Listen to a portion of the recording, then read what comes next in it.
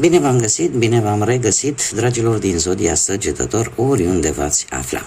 Bine ați venit tuturor pe canalul meu, Tarot Flor de Lotor, numele meu este Nina, iar ca de obicei mă bucur să vă am alături la fiecare lectură, atât pe dragii mei abonați, cum de asemenea și pe toți cei care poate sunteți pentru prima oară aici pe canal.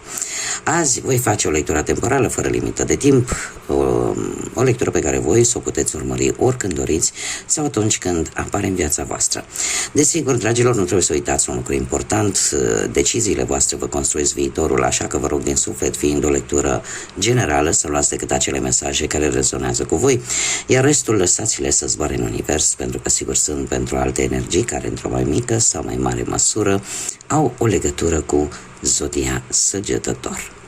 Așa că, dragilor, toți cei care aveți Soarele, Luna, Venus, Ascendentul sau oricare alt aspect astral important pentru voi și care are legătură cu Zodia Săgetătorului, atunci această lectură este de asemenea și pentru voi. Și haideți să începem această lectură cu situația actuală, cu ceea ce voi simțiți. Un moment, am revenit. Haideți să vedem care este situația actuală, ce simțiți, ce vă doriți, ce gânduri aveți, de ce situații sunteți înconjurați.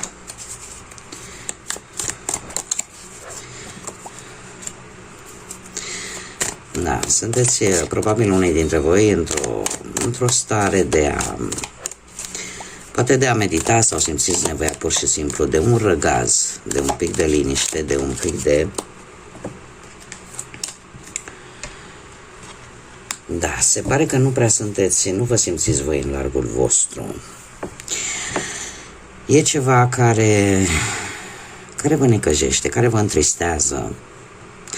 Poate că plecarea cuiva, poate că distanța dintre voi și altcineva, sau poate pur și simplu faptul că nu sunteți văzuți într-o anumită lumină, poate mai bună. Și simțiți nevoia ca ceva să se relaxeze în viața voastră, indiferent de ce aspect al vieții vorbim. Dar la voi este ceva acolo care nu vă convine, care vă supără, vă întristează. Și aveți nevoie de un respiro, aveți nevoie de o stare de liniște. E posibil să fie o doleanță, poate, medicală. Haideți să vedem ce ne spune și tarotul, ce vine pentru dragii mei din Săgetător sau cu legături importante cu această zodie în următoarea perioadă de când voi urmăriți această lectură. Și începem, desigur, cu viața profesională. Hai să vedem ce vă necăjește pe voi așa tare.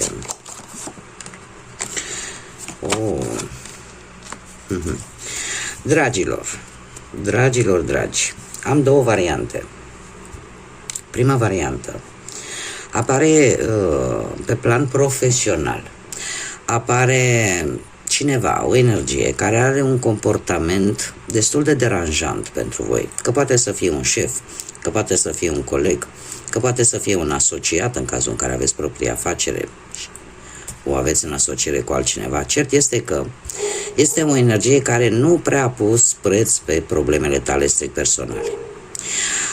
Lucrul care pe tine te-a făcut să te gândești cumva la schimbarea locului de muncă sau la schimbarea acestei situații. Mai avem o situație în care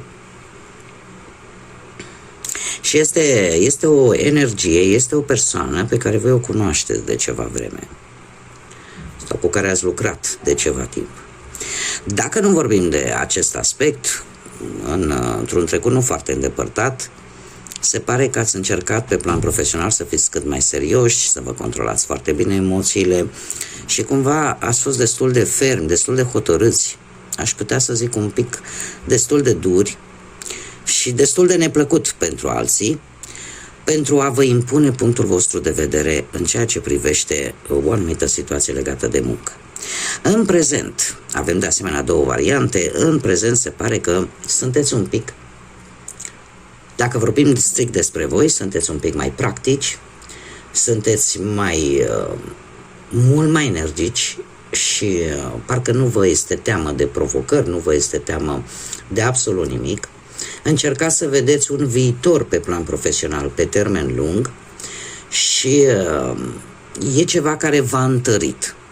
E o situație profesională care v-a făcut să fiți un pic mai tari, un pic mai pe picioarele voastre, un pic mai încrezători în voi. Și dacă vorbim de un alt aspect, putem vorbi de cineva. O energie, uite că am uitat să spun, la partea cu trecutul apropiat, aici cu acest rege de spade, avem zodii de aer, care v-ar putea necăji un pic așa, Gemeni, Balanță sau Vărsător. În prezent avem un rege de bâte care ne vorbește de zodii de foc, la fel ca și voi. Puteți fi voi, poate să fie o altă energie de foc, Berbec, Leu, Săgetător ca și voi. Deci, revenind, dacă nu vorbim de faptul că sunteți mult mai ambițioși, mult mai hotărâți, mult mai energici, putem vorbi de un personaj în care se pare că poți avea încredere și pe care îl cunoști de asemenea de ceva vreme și care știe situațiile prin care tu ai trecut din punct de vedere profesional.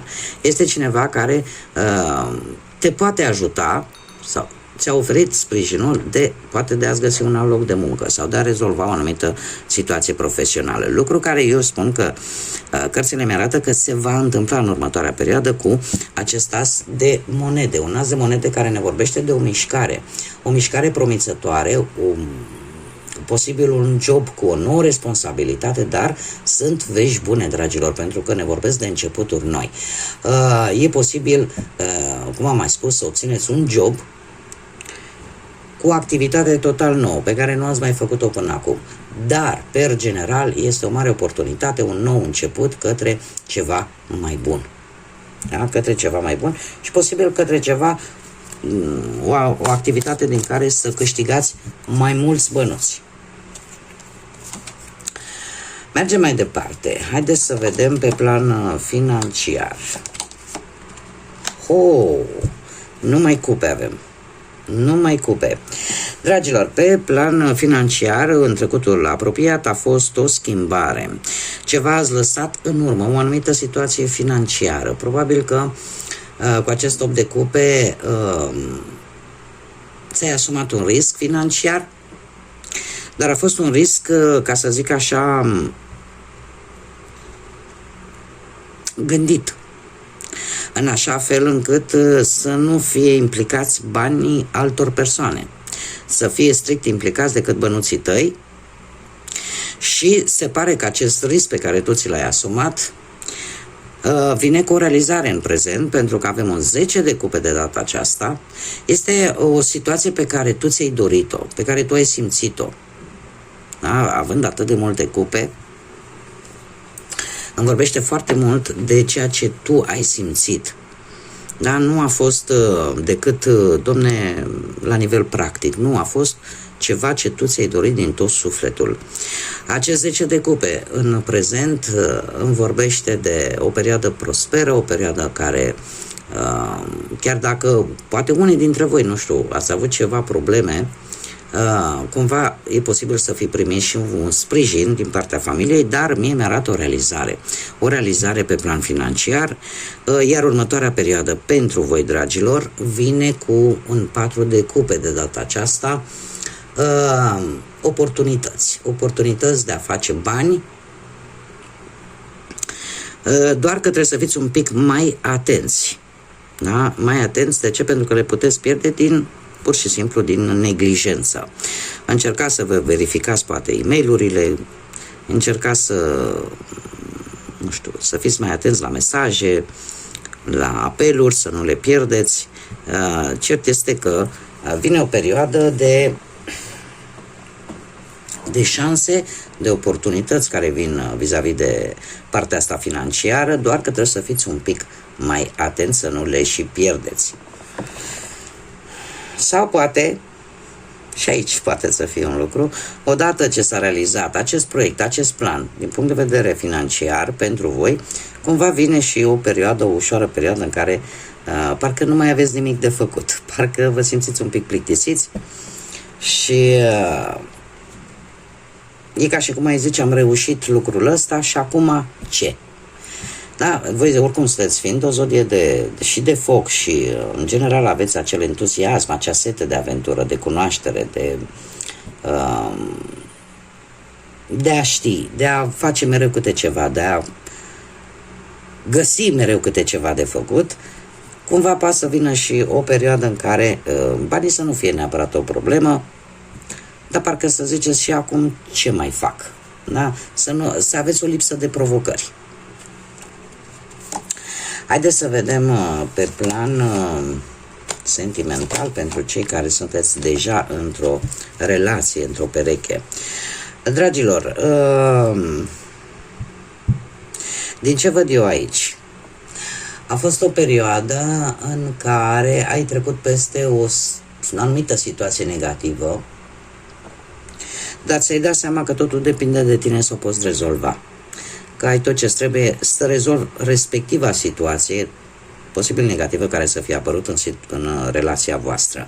Iar în prezent, cu acest 10 de monede, se pare că este, cum să zic eu, totuși relația voastră este una solidă, posibil pentru unii dintre voi chiar să se programeze vreo nuntă cât de curând, chiar dacă această nuntă are și interes material.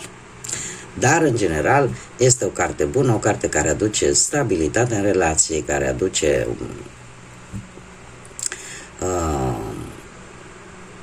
soliditate, da? Echilibru în relația voastră. În următoarea perioadă avem Carul, nu știu dacă Zodia Rac vă spune ceva, veți fi în mișcare în pereche. Poate că aveți programat vreo vacanță la undeva să faceți un drum. Cert este că mi-apare o mișcare, mi-apare călătorii. Călătorii, foarte multă hotărâre să o faceți. Ar mai fi un lucru și anume, mare grijă pentru cei care aveți tentația de a urgenta un pic lucrurile în relația voastră. Pentru că voi, chiar dacă sunteți foarte hotărâți, chiar dacă vreți respectiva stabilitate, e posibil ca graba să strice treaba. Da? Și să apară anumite tensiuni în relație, tocmai din cauza faptului că încercați cumva să grăbiți un pic lucrurile. Dar mie așa, per total, mi-apare o călătorie în doi. Cei care sunteți singuri, viața sentimentală pentru cei care sunteți singuri. Dragilor, voi ați traversat cu ceva timp în urmă, nu foarte de mult, ați traversat un turn, ați traversat o situație destul de complicată, o situație care v-a rănit, o situație care v-a adus suferință, tristețe și care v-a schimbat viața la 180 de grade. În acest moment trebuie să vă spun că cu acest 7 de monede că sunt șanse mari ca o anumită persoană să se îndrepte totuși către voi. Sunteți într-o perioadă în care nu prea vă place să pierdeți timpul cu lucruri în care nu vedeți rezultate. Sunteți un pic într-o recuperare a tot ceea ce s-a întâmplat în trecutul vostru, pentru că când apare turnul, apare, aduce cu sine, în primul rând, o lecție foarte importantă, o aduce într-o manieră foarte bruscă, foarte neașteptată și care, de obicei, vine cu efecte destul de adverse, negative, da? În momentul actual, probabil că unii dintre voi încă sunteți în faza asta de a vă repoziționa și pentru asta vă trebuie un pic de răbdare. Avem un cavaler de spade în următoarea perioadă care ne vorbește de o mică dramă pe care posibil cineva să o facă dintr-o zodie de aer, Gemeni, Balanță sau Vărsător. Cineva care de obicei este foarte iute la mânie, este,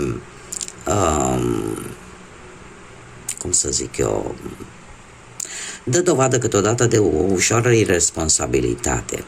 Acum, dacă nu vorbim de această energie, putem vorbi de voi și de faptul că voi vreți să treceți la acțiune, vreți să vă lansați în forță vis-a-vis de, poate de o nouă relație sau poate de o anumită situație legată de acest turn.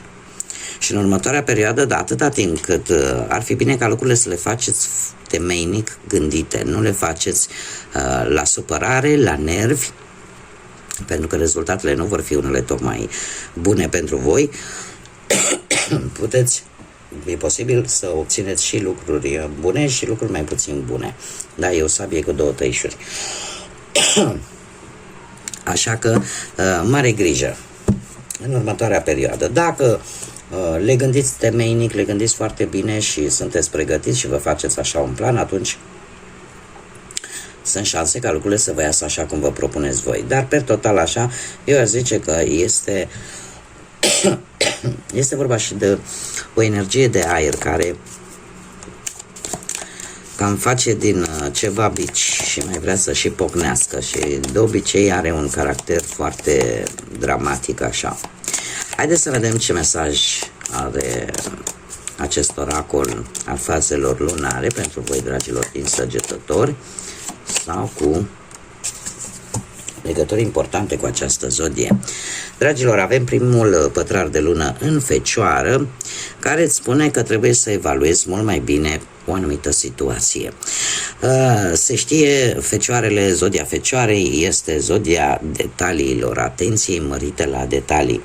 Așa că și voi, dragilor, se pare că vine o perioadă de început în viața voastră în care ar trebui să fiți mult mai atenți la să nu vă scape un amănunt care aparent să nu fie important, dar mai târziu să-și arate această importanță. Așa că evaluați mult mai bine, mult mai gândit, așa cum bine am văzut, o anumită situație, în așa fel încât să nu aveți de pierdut.